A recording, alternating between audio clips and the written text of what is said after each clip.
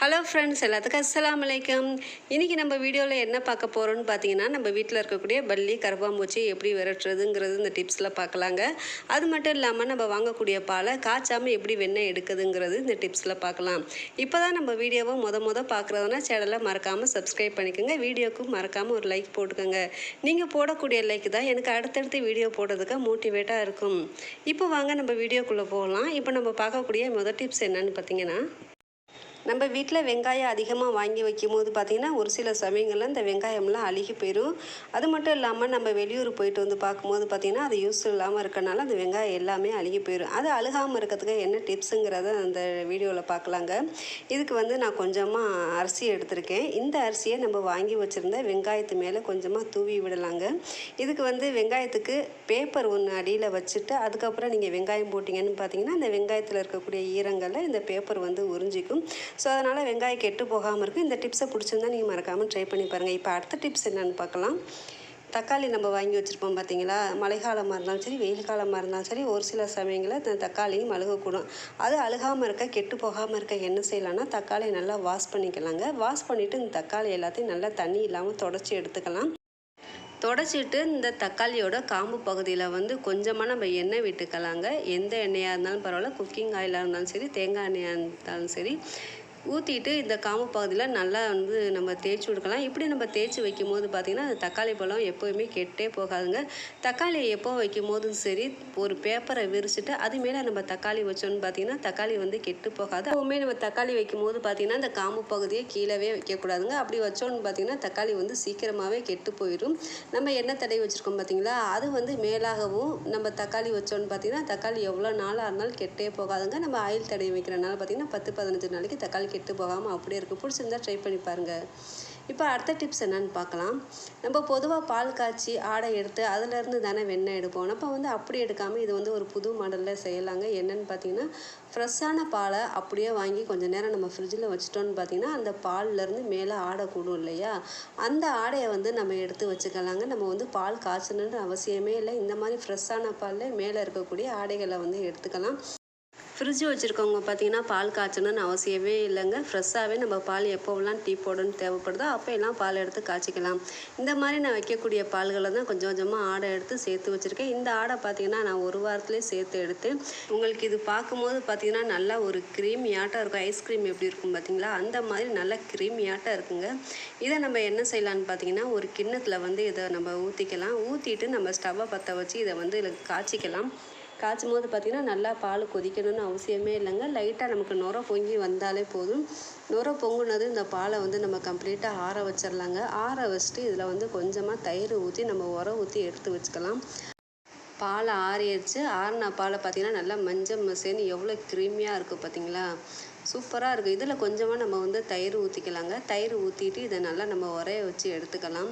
உறைஞ்சதும் பார்த்திங்கன்னா பால் நல்லா கெட்டியாக க்ரீமியாட்டம் இருந்துச்சு. இதை நீங்கள் என்ன செய்யலான்னு பார்த்தீங்கன்னா ஒரு 10 நிமிஷம் ஃப்ரீசரில் வந்து வச்சிடலாங்க. எதுக்கு ஃப்ரீசரில் வைக்கிறதுன்னு பார்த்தீங்கன்னா ஜில்னஸாக நம்ம அடிக்கும்போது பார்த்திங்கன்னா அந்த வெண்ணெயெல்லாம் நமக்கு வந்து கையில் ஒட்டவே ஒட்டாது. ஸோ அதுக்கு தான் வந்து தயிரை வந்து ஒரு 10 நிமிஷம் ஃப்ரீசரில் வச்சுக்கலாம். ஃப்ரீசரில் வச்சுட்டு இதை நம்ம என்ன செய்யலான்னு பார்த்தீங்கன்னா ஒரு மிக்ஸி ஜாரில் இதை நம்ம எல்லாத்தையும் சேர்த்துக்கலாம். சேர்த்துட்டு இந்த கிண்ணத்தை கழுவி கொஞ்சமாக இதில் நம்ம வந்து தண்ணி ஊற்றிக்கலாங்க. ஊற்றிட்டு இதை நம்ம என்ன செய்யலான்னு பார்த்தீங்கன்னா மிக்சியில் வந்து நல்லா ஒரு பிளெண்ட் பண்ணிக்கலாம். பிளெண்ட் பண்ணிவிட்டு நம்ம எடுக்கும்போது பார்த்திங்கன்னா வெண்ணெய் சூப்பராக திரண்டு வந்துருக்கு பார்த்திங்களா. இந்த வெண்ணெயை நம்ம கையில் அப்படியே எடுத்தோன்னு பார்த்திங்கன்னா கையெல்லாம் பிசு பிசுன்னு ஒட்டிக்கும். இதுக்கு நம்ம என்ன செய்யலான்னு பார்த்தீங்கன்னா இதில் வந்து ஒரு 2 ஐஸ் க்யூப் வந்து நான் போடுறேங்க. இந்த ஐஸ் க்யூப் எதுக்கு போடுறோன்னு பார்த்தீங்கன்னா இந்த வெண்ணெய் நல்லா அப்படியே நம்ம கையில் ஒட்டாமல் நல்லா கெட்டியாக இருக்கும். அதுக்கு தான் இந்த வந்து ஒரு ஐஸ் க்யூப் போடுறது. ஐஸ் க்யூப் போட்டுட்டு ஒரு சுற்றி எடுக்கும்போது பார்த்திங்கன்னா இந்த வெண்ணெய் எடுக்கிறதுக்கு நமக்கு வந்து சூப்பராக இருக்குங்க. கையிலேயும் ஒட்டவும் ஒட்டாது. இந்த வெண்ணெய் என்ன செய்யலான்னு பார்த்தீங்கன்னா அடுத்து ஒரு ஐஸ் வாட்டர் நம்ம போட்டு இதை வந்து நம்ம கழுவி எடுத்துக்கலாங்க.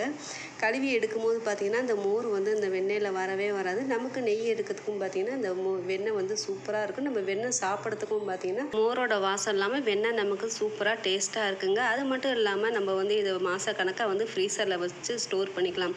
இந்த டிப்ஸை எனக்கு யார் சொல்லி தந்தான்னு பார்த்தீங்கன்னா எங்கள் அக்கா தாங்க இந்த டிப்ஸை வந்து சொல்லி தந்தாங்க. இனிமேல் கொஞ்சமாக வாங்கக்கூடிய பால்கள்லையும் நம்ம வீட்டிலேயே சூப்பராக வெண்ணெய் எடுக்கலாம். பிடிச்சிருந்தா ட்ரை பண்ணி பாருங்கள். வீட்டு தோட்டோட திருகணி பார்த்திங்கன்னா அடிக்கடி லூஸ் ஆயிரும் இல்லையா?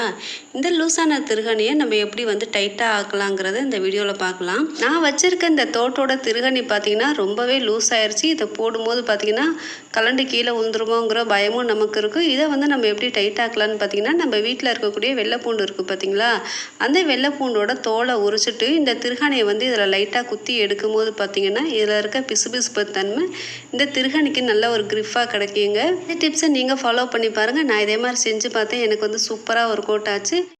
தக்காளியில் இருக்கக்கூடிய தோல்களை எடுக்க நம்ம என்ன செய்வோம்னு பார்த்தீங்கன்னா, கொதிக்கிற தண்ணியில் இந்த தக்காளியை போட்டுட்டு அதுக்கப்புறம் இந்த மேலாக இருக்கக்கூடிய தோல்களை எல்லாம் நம்ம பிரிப்போம் இல்லையா? இனிமேல் அந்த மாதிரி செய்ய வேணாங்க. நம்ம காய் துருவக்கூடிய கிரேட்டர் இருக்கும் பார்த்தீங்களா, எந்த இடத்துல நம்ம காய் துருவோமோ அதே இடத்துல வச்சு நம்ம தக்காளியை வச்சு தேய்க்கும் போது பார்த்திங்கன்னா தக்காளியில் இருக்கக்கூடிய சதைகள்லாம் அந்த சைடும் தோல்கள் பார்த்திங்கன்னா மேலாகவும் வந்துருங்க. நம்ம இனிமேல் தக்காளியை வந்து தண்ணியில் போட்டு எடுக்கணுங்கிற அவசியமே இல்லை. ஒரு கிரேட்டர் இருந்தாலே போதுங்க. தக்காளி தனியாக தோல் தனியாக சூப்பராக எடுத்துக்கலாம். நான் தேய்ச்சிட்டு இருக்கும்போது பார்த்தீங்கன்னா உங்களுக்கே தெரியும், தக்காளியில் இருக்கக்கூடிய சதைகள் வந்து தனியாகவும் தோல்கள் வந்து தனியாகவும் வருது பார்த்தீங்களா? நீங்களே இதே மாதிரி ட்ரை பண்ணி பாருங்கள். தோல் எடுக்கிறங்கிற கவலையே இல்லைங்க. இதே மாதிரி சூப்பராக நம்மளும் அழகாக தோல் தனியாக தக்காளி தனியாக சூப்பராக பிரிக்கலாம். நமக்கு ஒரு கிரேட்டர் இருந்தாலே போதும். நான் செஞ்சு காட்டுறேன் பாருங்கள். சூப்பரான மெத்தட். ரெண்டுமே தனித்தனியாக எடுத்துகிட்டு தக்காளி தனியாக தோல் தனியாக சூப்பராக எடுத்து பிடிச்சிருந்தா அதை நீங்கள் ட்ரை பண்ணி பாருங்கள்.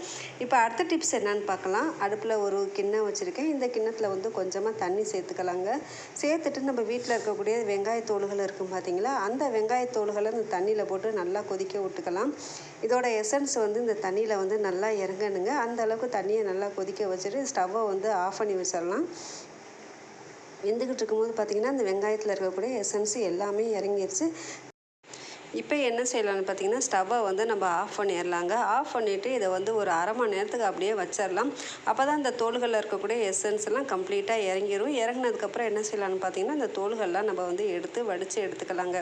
இப்போ இந்த தண்ணியை பார்க்கும்போதே பார்த்திங்கன்னா உங்களுக்கு சூப்பரான ஒரு கலர் இருக்குது பார்த்தீங்களா? இது மேலே கொஞ்சமாக நம்ம வீட்டில் யூஸ் பண்ணக்கூடிய டால்கம் பவுடர் வந்து போட்டுக்கலாங்க. போட்டுட்டு இதை நம்ம என்ன செய்யலாம்னு பார்த்திங்கன்னா, ஒரு ஸ்ப்ரே பாட்டிலில் வந்து நம்ம இதை ஊற்றிக்கலாம். இது நம்ம எதுக்கு செய்கிறோன்னு பார்த்திங்கன்னா, நம்ம வீட்டில் பல்லி கரப்பாம்பூச்சி எல்லாம் இருக்குது பார்த்திங்களா, அதுக்கு வந்து நம்ம இந்த தண்ணியை வந்து ஸ்ப்ரே பண்ணும்போது பார்த்திங்கன்னா அந்த வெங்காயத்தோட வாடைக்கும் இந்த பவுட்ரோட வாசத்துக்கும் பல்லி கரப்பாம்பூச்சி வரவே வராதுங்க. நம்ம வீட்டில் எங்கெல்லாம் பல்லி கரப்பாம்பூச்சி வருதோ அந்த இடத்துல எல்லாம் இந்த தண்ணியை வந்து நம்ம ஸ்ப்ரே பண்ணி வைக்கும்போது பார்த்திங்கன்னா கரப்பாம்பூச்சி பல்லி எதுவுமே வராதுங்க. பிடிச்சிருந்தா இந்த டிப்ஸை நீங்கள் மறக்காமல் ட்ரை பண்ணி பாருங்கள். எனக்கு எங்கெல்லாம் கரப்பாம்பூச்சி பல்லி வருதோ அந்த இடத்துல எல்லாம் நான் வந்து ஸ்ப்ரே பண்ணுறேங்க. முக்கியமாக ஸ்டவ் கடியிலையும் நம்ம வச்சுருக்கக்கூடிய மளிகை ஜாமான்லேயும் அதிகமாக வரும் பார்த்திங்களா, அந்த இடத்துல வந்து அந்த தண்ணியை நான் ஸ்ப்ரே பண்ணிக்கிறேன். பிடிச்சிருந்தா இந்த டிப்ஸை நீங்கள் மறக்காமல் ட்ரை பண்ணி பாருங்கள். இவ்வளவு நேரம் என் வீடியோவை பொறுமையாக பார்த்தவங்க எல்லாத்துக்கும் ரொம்ப ரொம்ப தேங்க்ஸ். தேங்க்யூ ஃபார் வாட்சிங். அஸ்ஸலாமு அலைக்கும்.